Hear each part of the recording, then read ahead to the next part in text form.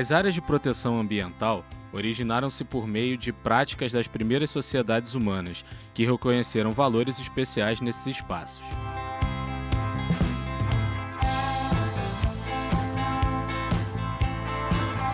A legislação vigente caracteriza a unidade de conservação como espaço territorial e seus recursos ambientais, como objetivos de conservação e limites definidos sob regime especial de administração, ao qual se aplicam garantias adequadas de proteção.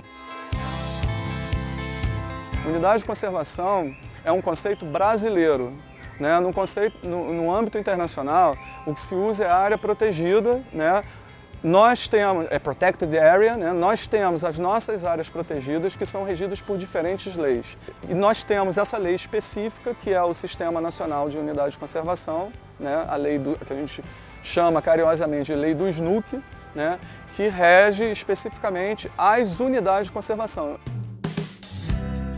Exemplo de unidades de conservação, os parques nacionais têm como premissa a preservação de ecossistemas naturais de grande relevância ecológica e beleza cênica, possibilitando a realização de pesquisas científicas e o desenvolvimento de atividades de educação e interpretação ambiental, de recreação e contato com a natureza e turismo ecológico. Como uso público, a gente também tem outras atividades sendo realizadas. Então a gente tem turismo, recreação, atividades de pesquisa e uma forma de uso público que é proposta para todas as categorias de unidade de conservação no Brasil, que é a educação ambiental. Os parques nacionais são caracterizados por serem uma unidade de proteção integral, que tem como objetivo básico preservar a natureza, sendo admitido apenas o uso indireto dos seus recursos naturais. Como exemplo, podemos citar o Parque Nacional da Tijuca, que durante o ano atrai milhares de pessoas, inclusive turistas. O brasileiro, de uma maneira geral, ele também tem que aprender a visitar um parque, que há a exigência de uma série de comportamentos e algumas atitudes são inaceitáveis para evitar alguns impactos e minimizar outros impactos também. As trilhas em unidades de conservação também podem possuir um caráter educacional, constituindo-no um importante instrumento pedagógico que possibilita o conhecimento interdisciplinar dos locais visitados, além de proporcionar um maior contato com a natureza. Além de ter várias trilhas, tem vários níveis de dificuldades também. Tem uma trilha aqui, por exemplo, que é para deficiente físico, sabe? Dá para passar cadeira de rodas e deficiente visual também. Atualmente, o parque conta com trilhas que têm o objetivo de aproximar o visitante ao ambiente natural, possibilitando seu entretenimento e educação. Acho sensacional que a cidade tenha um espaço como esse e é importante que a gente frequente para poder se assenhorar, para poder virar dono de fato disso aqui. Eu acho que aqui é um lugar para repor assim, as baterias. Você chega aqui, você está no coração da cidade com esse privilégio de ter todo esse verde, toda essa vegetação, eu acho sensacional. Porque é um lugar maravilhoso e muito lindo, é impressionante para mim de ver tanta diversidade na natureza e então sim, é impressionante.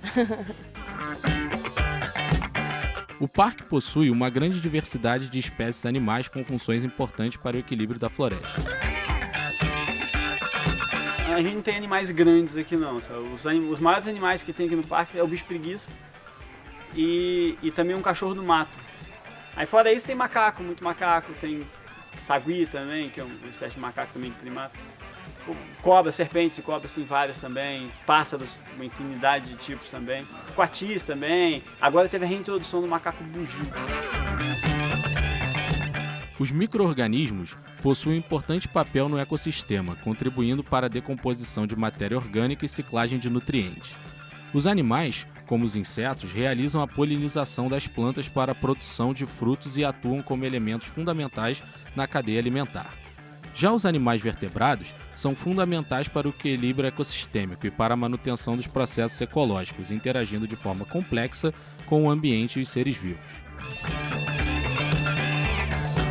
Sobre a fauna, a grande importância que ela tem é que muitas espécies garantem o equilíbrio do meio ambiente como um todo, ou seja, eles influenciam direta e indiretamente a própria floresta, e como, por exemplo, dispersores de sementes, polinizadores e também como controladores de pragas. Além das espécies da fauna, existem em torno de 1.600 espécies vegetais, sendo que destas, mais de 400 encontram-se ameaçadas de extinção. A flora, ela é a base de toda e qualquer cadeia alimentar que exista em qualquer ecossistema. O Parque Nacional da Tijuca tem algumas espécies em extinção. A principal que eu posso citar como exemplo é a que deu até o nome ao nosso país, o pau-brasil. E além dele, tem outras espécies endêmicas, como algumas espécies de bromélias, de orquídeas. Além da vegetação nativa da floresta, também são encontradas espécies exóticas invasoras, que se espalham sem assistência humana, causando ameaça a ambientes naturais ou semi-naturais. A diferença entre uma espécie exótica e uma espécie exótica invasora é no comportamento que essa espécie vai ter no ambiente. Por ela ser exótica, não quer dizer que ela vai ser prejudicial àquele ambiente. Ela está interagindo com os outros seres daquela área e tudo bem. A exótica invasora, ela tem um comportamento agressivo, entre aspas. Ela domina aquela área, ela atrapalha a germinação de espécies nativas. Como exemplo de espécies exóticas invasoras do Parque Nacional da Tijuca, podemos citar as jaqueiras, já que esta está entre as principais espécies invasoras do Parque Nacional da Tijuca. As jaqueiras impedem o estabelecimento e a permanência de outras espécies pelo seu grande porte, dificultando a passagem de luz, além de diminuir a riqueza de espécies nativas. A jaca frutifica o ano inteiro. E cada jaca que cai é mais de 600, 700 caroços. E daquilo ali, com certeza, 50 a 100 árvores adultas vão ficar, sabe?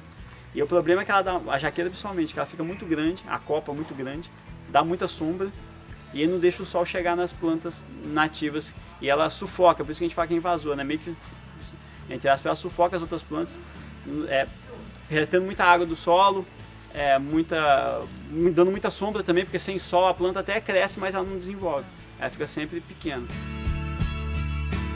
O maior problema em relação à retirada das jaqueiras é que elas são a principal fonte de alimento para algumas espécies de animais. A gente não pode acabar com tudo. Seria muito fácil chegar com a motosserra e derrubar todas as jaqueiras do parque. Mas não pode, porque a jaqueira, principalmente, tem animais que se alimentam de jaca. A jaca, dependendo da espécie de animal, é a principal fonte de alimento deles. Outro exemplo de espécies exóticas invasoras são as dracenas. Estudos realizados na Floresta da Tijuca indicam que a espécie é altamente competitiva e agressiva, dificultando a germinação e o estabelecimento de propágulos de outras espécies da flora nativa e causa alterações locais, gerando uma competição interespecífica. A dracena também é o mesmo problema da sombra. Ela cresce, tem uma suposição, uma hipótese, assim, pessoas suspeitam que ela solta também uma enzima no solo que deixa as outras plantas mais fracas, não deixa de desenvolver. Assim, é possível perceber que o Parque Nacional da Tijuca se trata de um local com uma grande biodiversidade e precisa ser preservado para o uso das presentes e futuras gerações. O Parque Nacional da Tijuca é uma joia do Rio de Janeiro, entre outras, né? O Jardim Botânico, o Corcovado, que está dentro do Parque Nacional da Tijuca.